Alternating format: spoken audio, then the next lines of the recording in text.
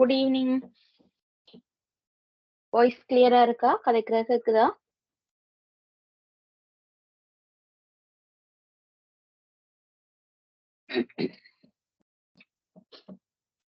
கிளியரா இருக்கா பிள்ளைகள்?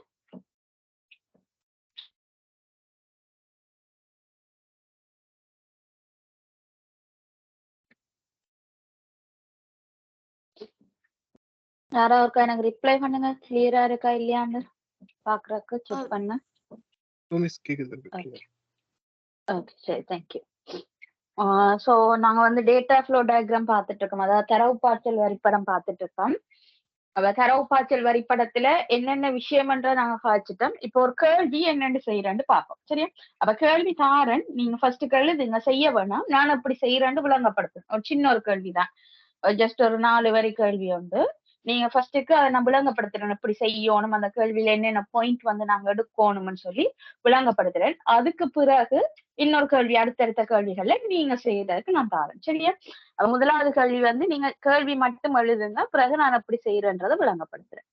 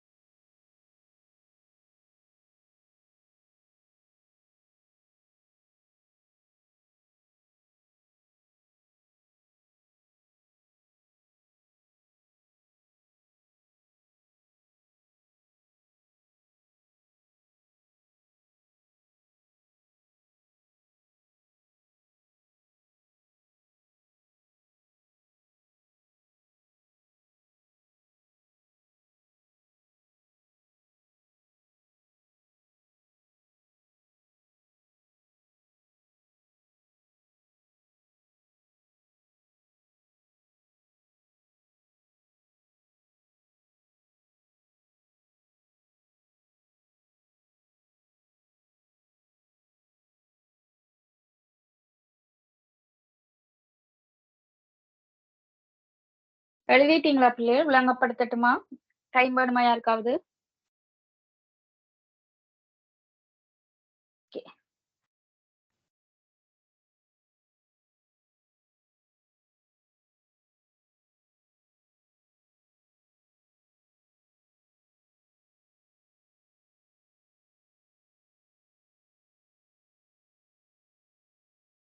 ஓகே. அப்ப இதுல பாருங்க, எங்களுக்கு என்னென்ன விஷயம் தேவைன்னு பார்ப்போம். சரியா?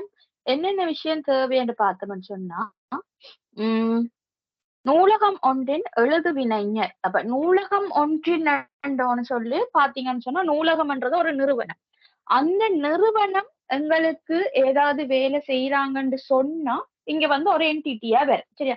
அதாவது நூலகம் வந்து இங்க எனக்கு இன்ன வேலை செய்திருக்காங்க, இந்த ப்ராசஸ் பண்ணியிருக்காங்க என்று சொல்லி ஏதாவது எங்களுக்கு சென்டென்ஸ் வந்தா, அது வந்து ஒரு என்டிட்டியா வரும். இல்லையா, எங்களுக்கு அந்த என்டிட்டி தேவையில்ல. அதாவது ஒரு வேலை நடைபெற்றால் தான் அவர வந்து நாங்க என்டிட்டியாக இங்க காட்டப் போறோம். சரியா? அப்ப நூலகம் என்றது ஒரு என்டிட்டியா இருக்க முடியும். பாப்போம். ஆ அடுத்தது ஒன்றின் எழுது வினைஞர் ஒரு இத வச்சு விடாங்க படுத்தேலாம்.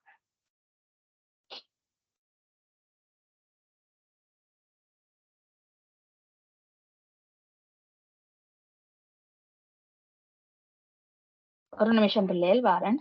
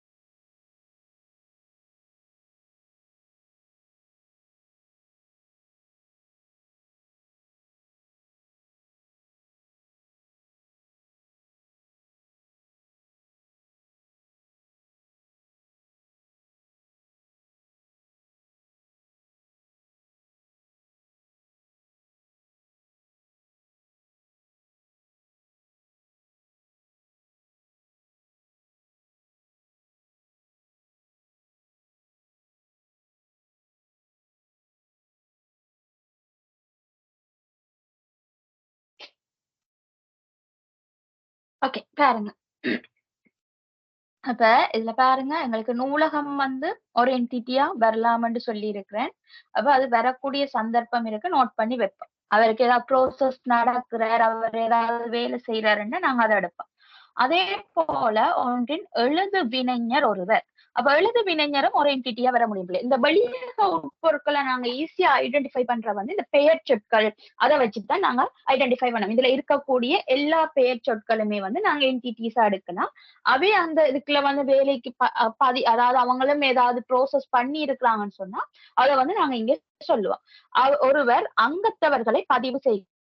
அப்ப அங்கத்தவர்ன்றதும் இருக்கலாம். அங்கத்தவரும் ஒரு என்டிட்டியாக இங்க வரக்கூடிய ஒரு சந்தர்ப்பம் இருக்கு. அங்கத்தவர்களை பதிவு செய்கிறார். அப்ப எழுது வினைஞர் என்ன செய்றாருன்னு பார்த்தீங்கன்னா, பதிவு செய்தல் என்ற ஒரு ப்ரோசஸ இங்க செய்ய போறேன். பதிவு செய்தல் என்ற ஒரு ப்ரோசஸ செய்றேன். அப்ப எங்களுக்கு ப்ரோசஸ்ன்றது அங்க நடைபெறுகிற ஒரு செயற்பாடு. அப்ப பதிவு செய்தல் என்ற ஒரு செயற்பாட்ட வந்து அவர் செய்கிறார்.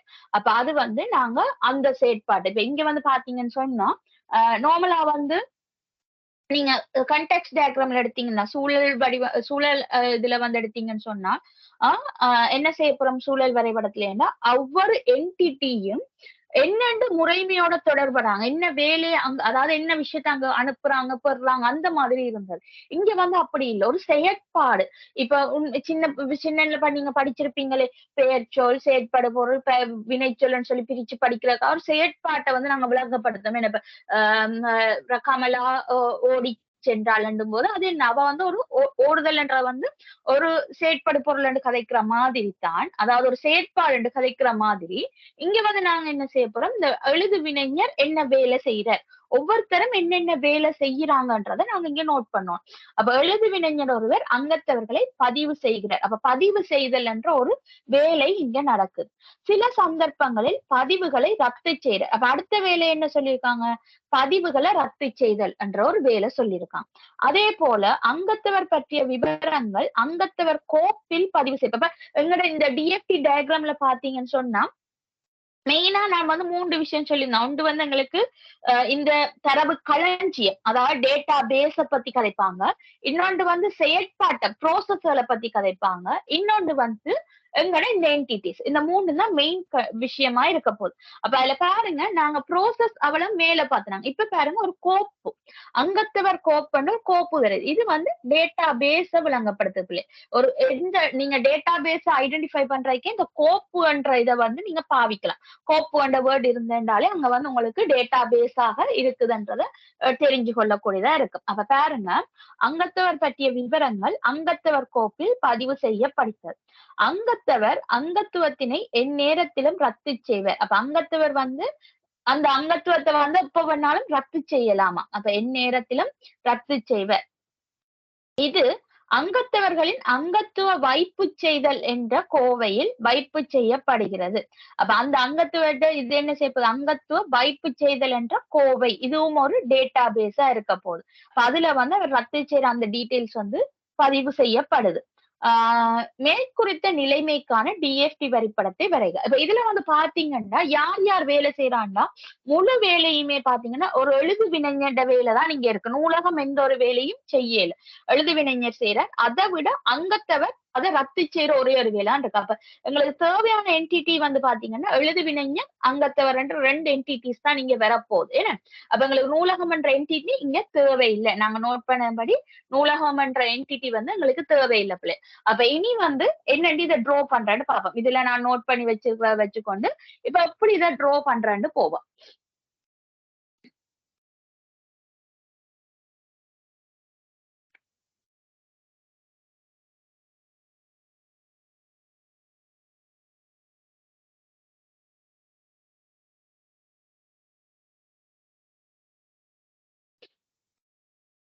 ஓகே, ஒரு என்டிட்டி எங்களுக்கு தெரிஞ்ச என்டிட்டி எழுது வினைஞர். சரியா, அதான் நான் எடுக்கிறேன். முதலாவது எழுது வினைஞர். ஓகே, அவரை இந்த மாதிரி நாங்க என்டிட்டி வட்டத்துல போட போறோம். இவர் ஒரு ப்ரோசஸ் செய்யற என்னண்டா, இங்க வந்து எங்களுக்கு எல்லாமே சாலிட் லைன்ஸ் தான் யூஸ் பண்ணணும். அப்ப அம்புக்குறியில எங்களுக்கு வேலைகள் இருந்ததுன்னு சொன்னா அது வந்து செய்யும். அப்ப முதலாவது என்ன சொல்லப்பட்டிருக்கு, எனக்கு இந்த எழுது வினைஞர் வந்து அங்கத்தவர்களை வந்து பதிவு செய்யறாருன்னு சொல்லப்பட்டது. அப்ப அதை வந்து என்ன செய்வோம்னு சொன்னா, இந்த ப்ரோசஸ் பாக்ஸ்ல இந்த மாதிரி, அதாவது ஒரு செயற்பாட்டை குறிக்கிறதுக்கான பாக்ஸ் வந்து இந்த மாதிரி வடிவமைப்புன்னு சொல்லி இருக்கிறேன். இந்த வடிவமைப்பை போட்டுட்டு அவர் என்ன செய்யறார், அங்கத்தவர்களை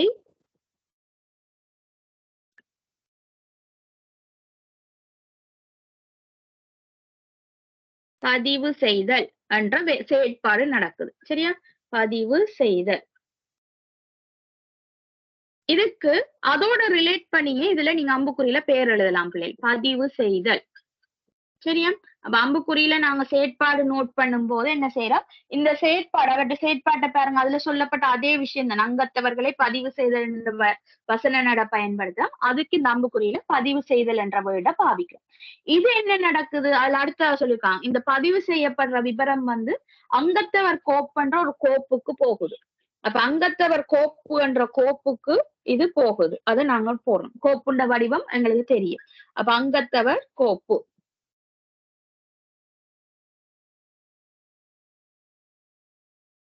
இந்த அங்கத்தவர் கோப்புக்கு என்ன போகுது, அந்த அங்கத்தவர்கள்னா விவரம் போகுது.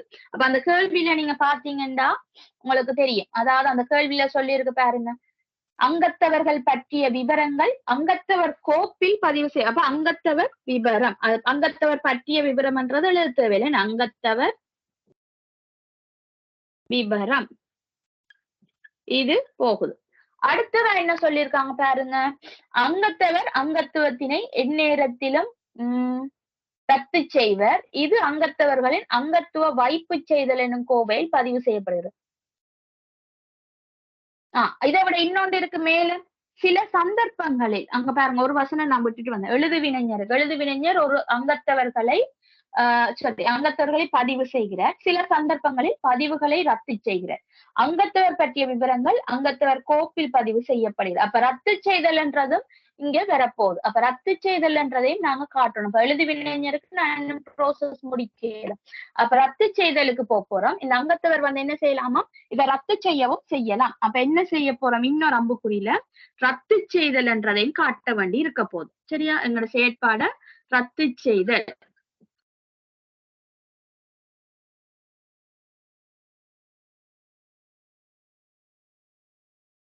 அங்கத்தவர் ரத்து செய்தல் எழுதுவோம். அங்கத்தவர் ரத்து செய்தல், இது ரத்து செய்தல் என்ற ஒரு செயற்பாடு. சரியா, ஓகே, வச்சுட்டேன். அடுத்ததா வசனம் சொல்லியிருக்கு பாருங்க. அங்கத்தவர்கள் என்ன செய்யலாம்னு சொல்லியிருக்கு பாருங்க. அங்கத்தவர்கள் எந்நேரத்திலும் அங்கத்துவத்தினை ரத்து செய்யலாம். அப்ப அங்கத்தவர் வந்து எந்த நேரத்திலேனாலும் அவர் வந்து தன் அங்கத்துவத்தை ரத்து செய்யலாம். அப்ப அது என்ன செய்யப்பட போகுது பாருங்க. அங்கத்தவர்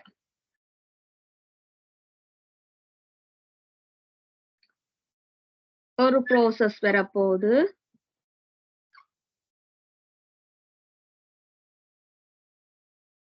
அங்கத்துவத்தினை ரத்து செய்தல் என்று எழுதணும். சரி, ஏன் நான் அப்படி எழுதுறேன்னா இங்க பாருங்க, இதுல வந்து அங்கத்தவர் ரத்து செய்தல் எழுதியிருக்கிறோம். அப்ப இங்க வந்து வேற எழுதணும். அப்படி நீங்க ரெண்டுமே ஒரே வசனம் எழுதினீங்கன்னா ரெண்டு ப்ரோசஸும் ஒரே மாதிரி வந்து, அதுக்காக நாங்க வந்து வேற எழுதுறோம். அங்கத்துவத்தினை ரத்து செய்தல். இந்த ரத்து செய்தல் இந்த இது வந்து எங்க போகுதாம், அதுக்கும் ஒரு கோப்பு சொல்லியிருக்காங்க பாருங்க. அங்கத்துவ வைப்பு செய்தல் என்ற கோவைக்கு போகுது. அப்ப அதுக்கு வந்து அங்கத்துவ வைப்பு செய்தல், அவ்வளவுதான் விஷயம். இந்த மாதிரி நாங்க கீறினோம்னு சொன்னாலே எங்களுக்கு சரி. இது உண்மையா பிள்ளைகள் சரியான கேள்வி நட வந்ததுன்னு சொன்னா ஒன்றோட ஒன்று கனெக்ட் ஆன மாதிரி வரும். அதாவது இந்த அங்கத்தவருக்கும் எழுதுவினைஞருக்கும் தொடர்பில்லாத மாதிரி இருக்கு இந்த டிஎஃப்டில. இது நான் கிரியேட் பண்ண கேள்வி என்னப்படி அந்த மாதிரி இருக்கு. சரியான ஒரு வடிவ நடையில வந்திருந்தா உங்களுக்கு ஒன்றோட ஒன்று merge ஆகுற மாதிரி வந்து சேரும் பிள்ளை. சரியா, அப்ப இப்படித்தான் நாங்க இந்த டேட்டா ஃப்ளோ டயக்ராம செய்ய போறோம். அதாவது அதுல என்னென்ன எங்களுக்கு வெளியாக உள்பொருள் என்ற ஐடென்டிஃபை பண்ணோம், என்னென்ன ப்ரோசஸ் இருக்குன்னு ஐடென்டிஃபை பண்ணோம், அது எந்த கோப்புக்கு போகுதுன்னு சொல்லியிருந்தோம், அந்த கோப்போட கனெக்ட் பண்ணுவோம். அவ்வளவுதான் விஷயம். ரூல்ஸ் பின்பற்றி நாங்க அதன்படி செய்து கொண்டு போவோம். இது கிளியரா விளங்குதா? ஏதாவது டவுட் இருக்கா இதுல?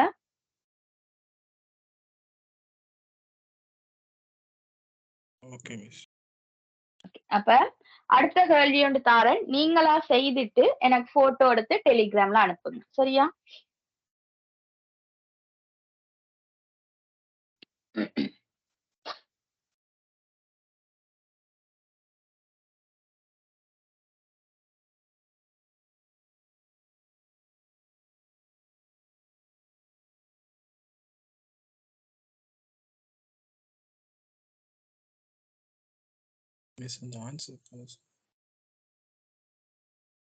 ஆன்சர் விளங்கல.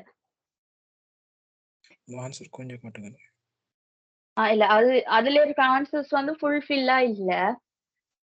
நீங்க போட்ல இருக்கிறதான் பார்க்கணும் அப்படின்னு சொன்னா. அதுதான் மிஸ் கேட்டேன்.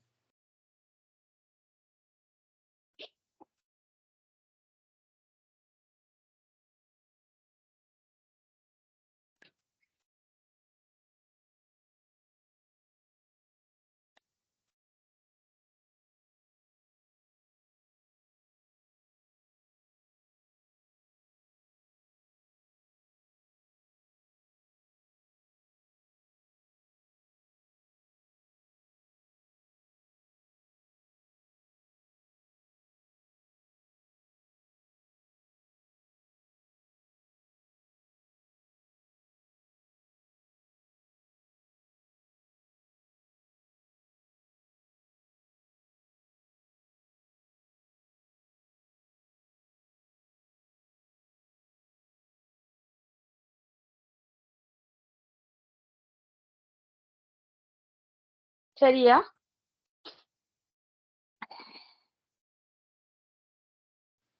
1 minute please.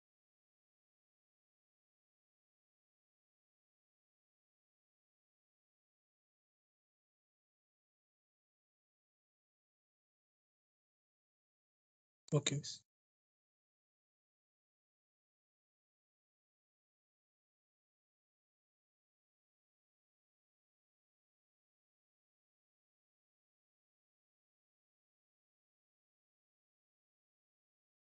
ஓகே. கேள்வி எழுதி ஆன்ஸர செய்துட்டு, பிறகு எனக்கு ஃபோட்டோ எடுத்து அனுப்புங்க பிள்ளைகள்.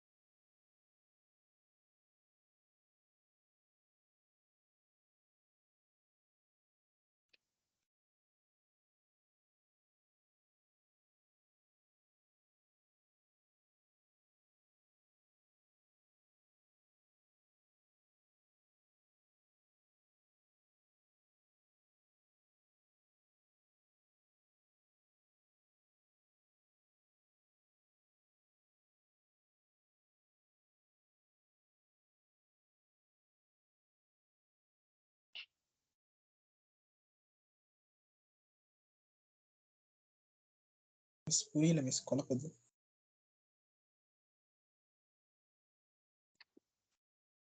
என்ன விளங்கல? இல்ல செஞ்சேன், குழப்பது. ஓகே. நீங்க ட்ரை பண்ண வரைக்கும் ஓகே, பிரச்சனை இல்லை. நான் விளங்கப்படுத்துன்றது.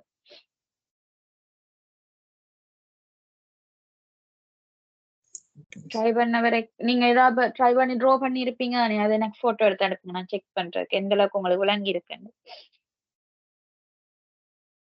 இல்ல மிஸ், வரைஞ்சது பின்னாடி நல்லா தெரியுது. சரி, ஸ்டார்டிங் ஸ்டேஜ்ல ஓகே. இப்படி 2 எழுதுனதுல இருக்கு. ஓகே, சரி, ஓகே, நான் விளங்கப்படுத்துறேன்.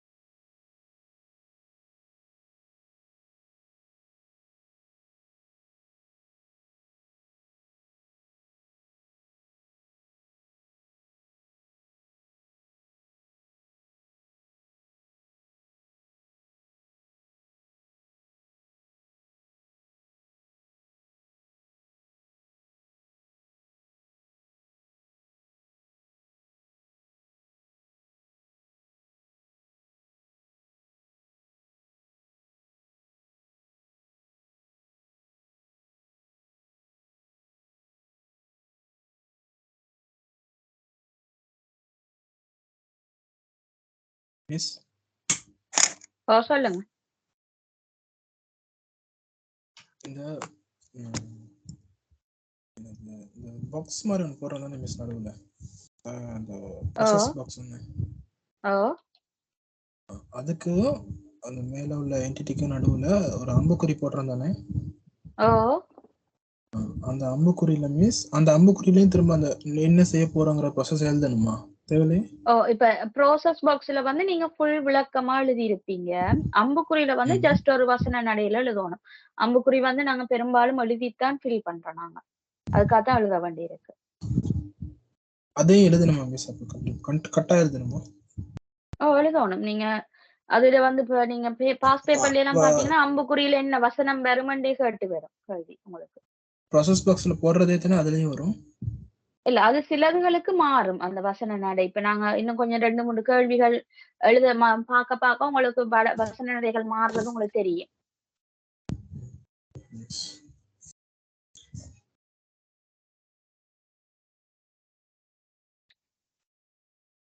இப்ப இதுல தந்திருக்க கேள்வி கொஞ்சம் வித்தியாசமான கேள்விதான். நான் விளங்கப்படுத்துறேன், நீங்க முடிஞ்ச அளவுக்கு ட்ரை பண்ணுங்க.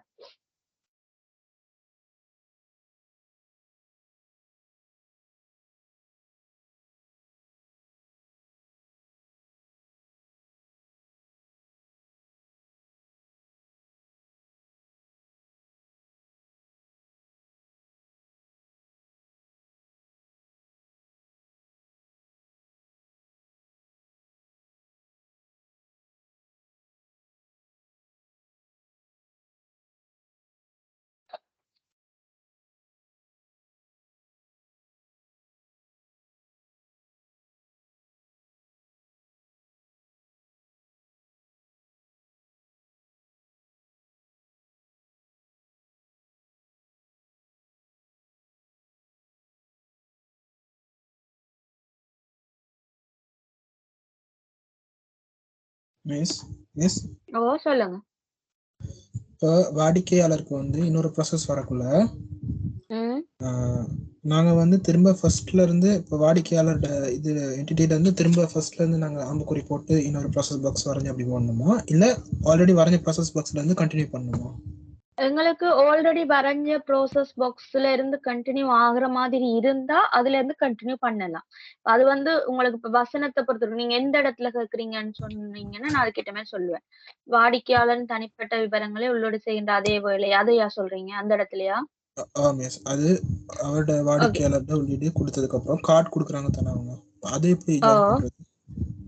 ஓகே. இப்ப விவரங்களை உள்ளீடு செய்யும் அதே வேளை முன் அனுமதி அட்டை வாடிக்கையாளருக்கு வழங்கப்படுகிறது. 2ஆம் அவர் உள்ளீடு செய்யறதுக்கு ஒரு அம்புக்குறி போடுற மாதிரி அதே பாக்ஸ்ல இருந்தே நீங்க வந்து வெளியீடும் எடுக்கலாம். நீங்க அதுக்கேற்ற மாதிரி அந்த ப்ரோசஸ் பாக்ஸ்ல விஷயத்த போட்டிருப்பீங்க. Okay okay okay. எஸ். இந்த கேள்வியை பொறுத்த வரைக்கும் நீங்க பாத்தீங்கன்னு சொன்னா இந்த முழு வேலைக்குமே அதாவது இந்த வாடிக்கையாளர் வர்றது மற்றது வந்து அதுக்குள்ள நடக்கிற ப்ரோசஸ் எல்லாத்துக்குமே சேர்த்து ஒரே ஒரு ப்ரோசஸ் பாக்ஸ் தான் உங்களுக்கு வரும். ஒரு ப்ரோசஸ் பாக்ஸ்ல இருந்தா முழு அவ்வளவு வேலையுமே நடக்கிற மாதிரி நீங்க காட்ட போறீங்க. அதான் இந்த கேள்வியே. அந்த ப்ரோசஸ் பாக்ஸ் எதுன்றதை நீங்க சரியா ஐடென்டிஃபை பண்ணீங்கன்னா முழு படத்தையுமே உடனடியா காட்டுறது ஈஸியா இருக்கும் எல்லாருக்குமே.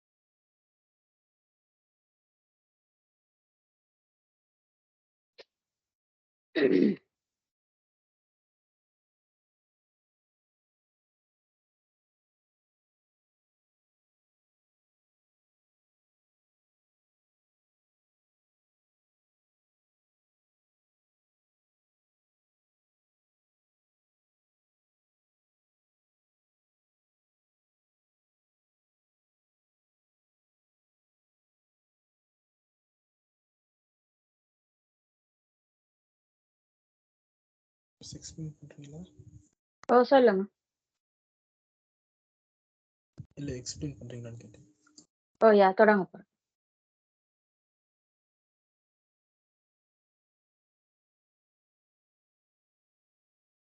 மிஸ் இது கொஞ்சம் கஷ்டமா இருக்கு மிஸ். ஓகே, நம்மளங்க படுத்துறோம், கவனிங்க. ஓகே, இப்ப முதலாவது கேள்வி நீங்க பாத்தீங்கன்னு சொன்னா, முதல் நான் தந்த கேள்வி வந்து பாத்தீங்கன்னா உங்களுக்கு டிரெக்டாவே எல்லாம் இருக்கு. அதாவது ஒரு என்டிட்டி என்னதான் செய்யறாரு, இதுதான் செய்யறாருன்னு நீங்க ப்ரோசஸ் பாக்ஸ போட்டு டிரெக்டா செய்றீங்க. அது ஒரு சிம்பிளா நான் எக்ஸ்பிளைன் பண்றதுக்காக தந்த கேள்வி. இது வந்து பாத்தீங்கன்னு சொன்னா இன்னும் கொஞ்சம் டீப்பா, அதாவது நாங்க அடுத்த லெவலுக்கு போறோம் டேட்டா ஃப்ளோ டயக்ராம்ல. ஒரு எக்ஸாம் பேப்பர்ல வரக்கூடிய மாதிரியான கேள்விக்கு. அப்ப அதுல வந்து பாத்தீங்கன்னா எங்களுக்கு இங்க முதல்ல என்டிட்டிஸ ஃபைண்ட் அவுட் பண்ண போறோம். சரியா? பாருங்க, சொல்யூஷன் என்பது ஓர் முன்னணி நிறுவனம். இந்த நிறுவனத்தை பத்தி எங்களுக்கு கதை இல்லை. அந்த நிறுவனத்துக்குள்ள என்ன நடக்க போகுதுன்றதான் எங்களுக்கு தேவை. அது அவர்களது வாடிக்கையாளருக்கான, அப்ப வாடிக்கையாளர் என்ற ஒரு என்டிட்டி இங்க வரப்போகுது. வாடிக்கையாளருக்கான ஆலோசனை சேவையை வழங்குகிறது. வாடிக்கையாளருக்கு அவர் என்ன செய்யறாராம்? ஆலோசனை சேவையை வழங்க போறார். இந்த ஆலோசனை சேவை கூடாகத்தான் பிள்ளைகள் இந்த வாடிக்கையாளர் வந்து இவ்வளவு விஷயத்தையும் பெற போறாங்க. அதுதான் இங்க இருக்கிற மெயினான விஷயம். நீங்க எல்லாருமே வந்து இந்த வசனத்தை ஸ்கிப் பண்ணி இருக்கிறீங்க பெரும்பாலும். அதால உங்களுக்கு செய்ய கஷ்டமா இருந்திருக்கு. இந்த வாடிக்கையாளர் வந்து பின்னுக்கு நீங்க அவங்க வந்து இந்த முன் அனுமதியை வேண்டதா இருக்கட்டும், அவங்களுக்கு வந்து ஒரு கார்டு அனுமதி அட்டை கிடைக்கிறதா இருக்கட்டும், அல்ல விவரங்கள் கிடைக்கிறதா இருக்கட்டும், இது எல்லாமே வந்து இந்த ஆலோசனை சேவை வழங்குறன்ற ஒரு ஆப்ஷனுக்குள்ளாலதான் வெளியில வரப்போகுது. அதாவது இந்த நிறுவனத்துக்கு நான் ஒரு ஹியூமன் பீயிங்கா ஒரு நிறுவனத்துக்கு போறேன், எனக்கு கொஞ்சம் அட்வைஸ் தேவைப்படுது, இப்படி இப்படி தேவை இருக்குன்னு சொன்னா நாங்க என்ன செய்யறோம், கேட்டோம்னா அவங்க வந்து எங்களுக்கு ஹெல்ப் பண்ணுவோம். நீங்க பேங்க்குக்கு போனா நடக்கிற மாதிரியான ஒரு ஆப்ஷன் தான் பிள்ளைகள் இங்க நடக்குது. நீங்க பேங்க்குக்கு போனா அங்க ஒரு ஆள் இருப்பினும் அவைகிட்ட போயிட்டு எனக்கு இப்படி இப்படி வேணும்னு சொன்னா அவங்க என்ன செய்றாங்க, உங்களுக்கு வேலை செய்து தாராங்க. அதே இதுதான் இங்கேயும் உங்களுக்கு நடக்க போற விஷயம். அப்ப இந்த வாடிக்கையாளருக்கு வந்து அவங்க என்ன செய்றாங்க, ஆலோசனை சேவை வழங்க போறாங்க. ஓர் வாடிக்கையாளர் முன் அனுமதியினை வேண்டுதல் செய்ய முடியும் என்றாம்.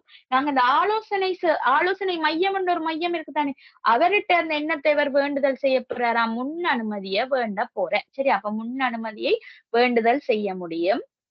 எழுதுவினைஞர் வாடிக்கையாளரின் தனிப்பட்ட விவரங்களை உள்ளீடு செய்கின்ற அதே வேளை, அப்ப எழுதுவினைஞர் என்ற இன்னொரு என்டிட்டி வந்திருக்கு. சரி, இந்த எழுதுவினைஞர் வந்து வாடிக்கையாளர் தனிப்பட்ட விவரங்களை உள்ளீடு செய்யறாராம்.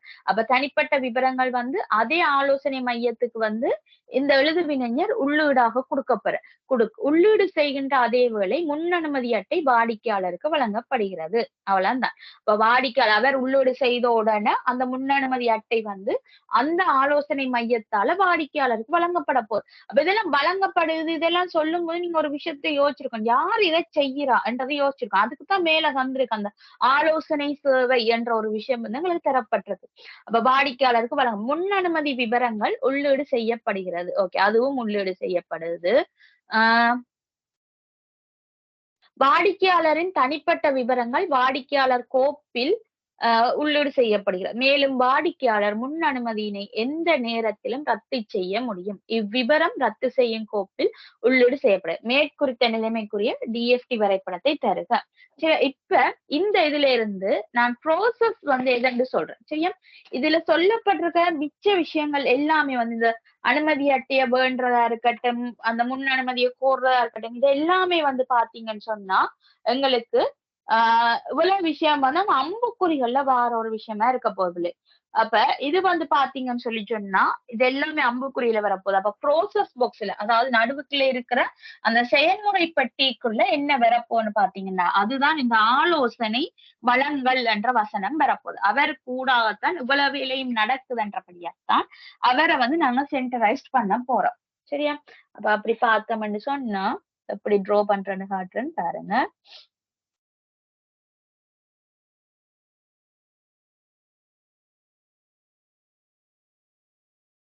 ஓகே.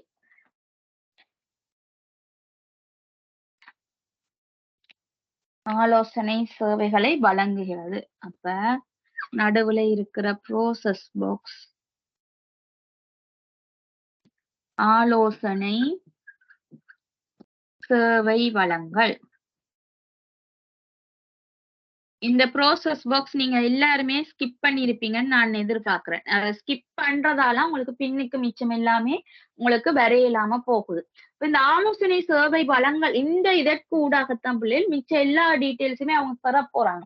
அப்ப அடுத்த பாருங்க, ஒரு வாடிக்கையாளர் முன் அனுமதியினை வேண்டுதல் செய்ய முடியும். எங்க போய் வேண்டுதல் செய்ய போறாருன்னு பார்த்தா, இந்த ஆலோசனை சேவை வழங்கு இந்த ஆலோசனை மையத்துல வேண்டா நீங்க இதை இதுக்கு மேல ஆலோசனை மையம் வந்து ஹெடிங் கூட போட்டு விடலாம். இந்த இடத்துல ஆலோசனை மையம் வந்து கூட போட்டு விடலாம். இப்ப வாடிக்கையாளர்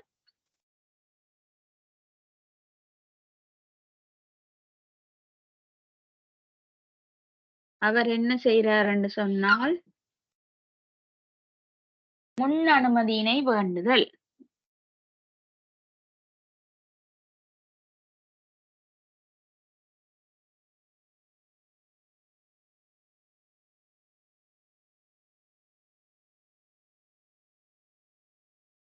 ஓகே.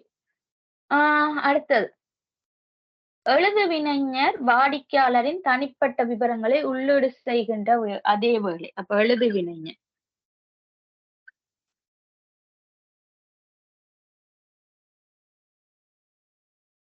வாடிக்கையாளர் தனிப்பட்ட விவரம். அப்ப வாடிக்கையாளர் விவரம் என்றும் போடலாம்.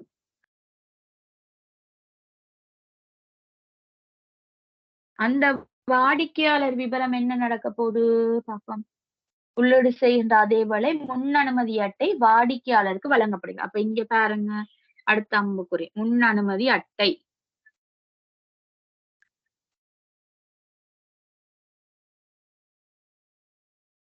சரியா?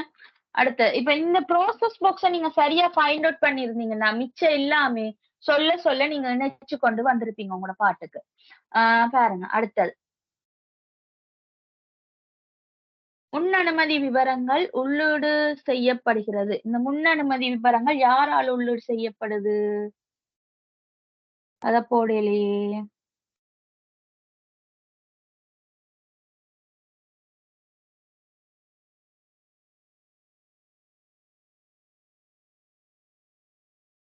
சரி, அது உள்ளீடு செய்யப்படுறது யாராலேன்னு சொல்லப்படாதபடியா அதை நான் இங்க காட்டுல பாப்போம். அடுத்தது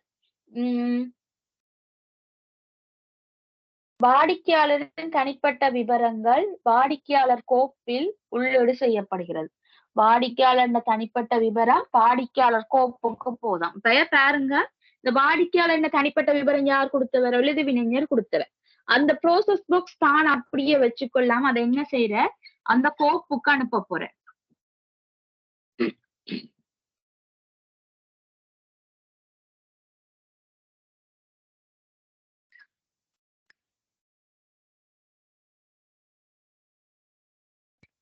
வாடிக்கையாளர் கோப்பு.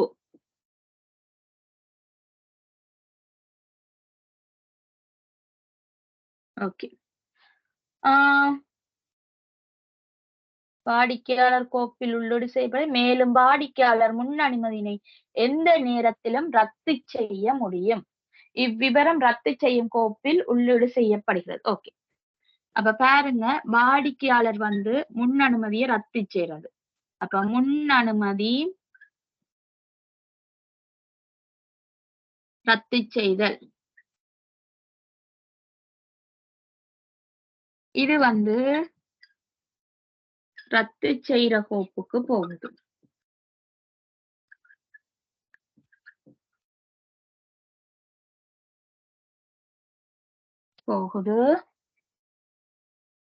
அம்புக்குறியில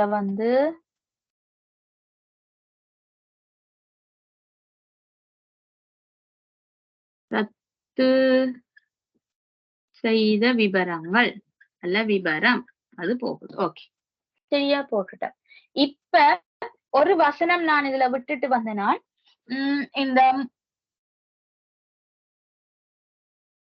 முன் அனுமதி விவரங்களை பத்தின ஒரு வசனம். அதாவது பாருங்க, முன்னனுமதி விவரங்கள் உள்ளீடு செய்யப்படுகிற மட்டும்தான் எங்களுக்கு போட்டிருக்கு. அப்ப இங்க வந்து அந்த உள்ளீடு செய்யப்படுற வசனத்தை நாங்க விடையிலாப்பில்லை. அதை என்ன செய்ய போறோம்னு சொன்னா, இது வந்து ஒரு கோப்புக்கு போய் சேமிக்கப்படுதுன்னு எடுக்க போறேன். சரி, ஏன்னு சொன்னா பாருங்க, எல்லா விஷயமுமே இங்க வரக்கூடிய சகல டேட்டாஸும் என்ன நடக்குது பாருங்க. எழுது வினைஞரால வாடிக்கையாளர் விபரத்துக்கு போனது வாடிக்கையாளர் கோப்புக்கு போயிட்டு, அதே போல ரத்து செய்த விஷயம் இங்க ரத்து செய்யற கோப்புக்கு போயிட்டு. அப்ப முன்னனுமதி, அதாவது ப்ரீ புக்கிங் அப்பாயின்மெண்ட் எடுத்தது வந்து ஒரு கோப்புக்கு போயிருக்கணும். அப்ப அதைத்தான் அதுல வந்து என்ன செய்யறோம், முன்னனுமதி விபரம் உள்ளீடு செய்யப்படுகிறன்றதோட நிக்குது. அப்ப அதை வச்சுக்கொண்டு நான் ஒரு எடுகோலை எடுக்கிறேன். இந்த டேட்டாவும் வந்து எனக்கு போகணும். அதாவது நீங்க எடுகோல் எடுக்கிறன்றது இதுதான். அதாவது ஒரு விஷயம் எங்களுக்கு இங்க காட்டுப்படையிலேன்னு சொன்னா எடுகோல் என்று சொல்லி நாங்க சொல்லலாம். அப்ப முன்னனுமதி விபரம் என்ற ஒரு கோப்புக்கு போகுது. அதுல நீங்க எழுதணும், முன்னனுமதி விபரங்களானது முன்னனுமதி கோப்புக்கு செல்கிறது என்று நீங்க எடுகோல் எழுதிட்டு இங்க முன்னனுமதி கோப்பு எழுதினீங்கன்னா சரி. கோப்பு அங்க வந்து முன்னனுமதி விபரம் போகுது. சரியா? அவ்வளவுதான் விஷயம். இவ்வளவுதான் பிள்ளை இந்த டேட்டா ஃப்ளோ டயக்ராம். இப்ப இந்த நடுவுக்குள்ள நான் ப்ரோசஸ் பாக்ஸ் போட்டோன்னு உங்களுக்கு இவ்வளவு விஷயம் ஈஸியா தெரிஞ்சிருக்கும். இப்போ ஓகே பிள்ளைகள், கிளியரா விளங்குதா? ஏதாவது டவுட் இருக்கா இதுல? ஓகே, சரியா. இதுக்கும் பிள்ளைகள் இப்ப இந்த வாடிக்கையாளருக்கு இப்ப எனக்கு போர்ட்ல இடம் இருக்கின்றபடியா நான் எழுதக்கூடிய மாதிரி இருக்குது. இடம் காணாட்டி நீங்க டூப்ளிகேட் என்டிட்டி கிரியேட் பண்ணலாம், தேவை ஏற்பட்டால் மாட்டோம். சரியா? நாங்க தேவையில்லாம டூப்ளிகேட் என்டிட்டியும் போட மாட்டோம். எங்களோட ஆவணப்பாய்ச்சல் வரிப்படத்துல போட்ட மாதிரி டூப்ளிகேட் என்டிட்டி போடலாம், ஆனா தேவைக்கு ஏற்ப போட்டுக்கொள்ளலாம்.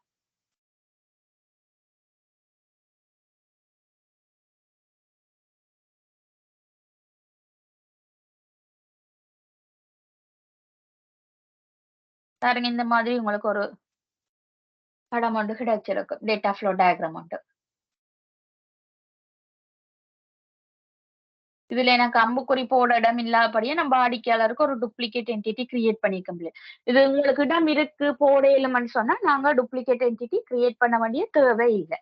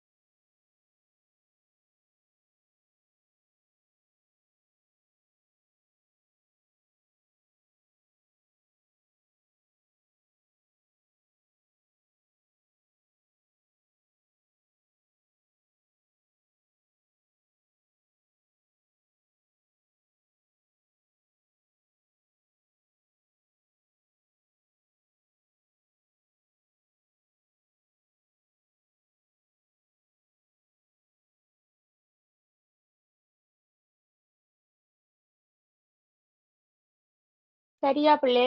டைம் வேணுமா நோட் பண்றது யாருக்காவது? டைம் வேணும்னா ஹேண்ட் ரைஸ் பண்ணுங்க பிள்ளை.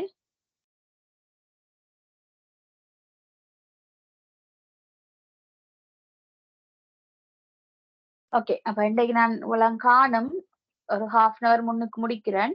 மிச்சம் நாங்க அடுத்த கிளாஸ் பார்ப்போம் பிள்ளைகள். ஏதாவது டவுட் இருக்காண்டே பார்த்ததுல? ஒரு கேள்வி தரட்டுமா? செய்வீங்களா கேள்வி தந்தா?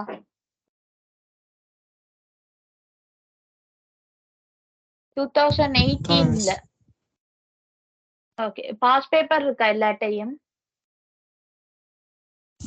கையில இல்லை மிஸ். இப்ப இல்ல, வீட்டை எல்லாரும் வச்சிருக்கீங்களா? ஓகே, நான் கேள்வி நான் குரூப்ல அனுப்பி விடுறேன், பிரச்சனை இல்லை.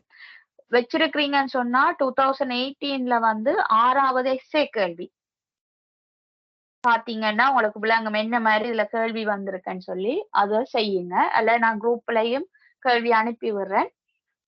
அதான் ஹோம்ஒர்க்கா செய்ய போறீங்க. நான் அடுத்த கிளாஸ் உங்களுக்கு விளங்கப்படுத்துறேன். அப்ப அடுத்த கிளாஸ் வந்து உங்களுக்கு இனி சாட்டர்டே இருக்கு. சரியா பிள்ளை?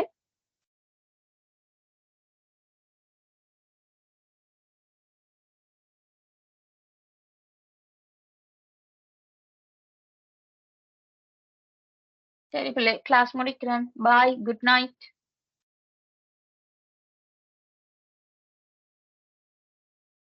Thank you, miss. வெல்கம்.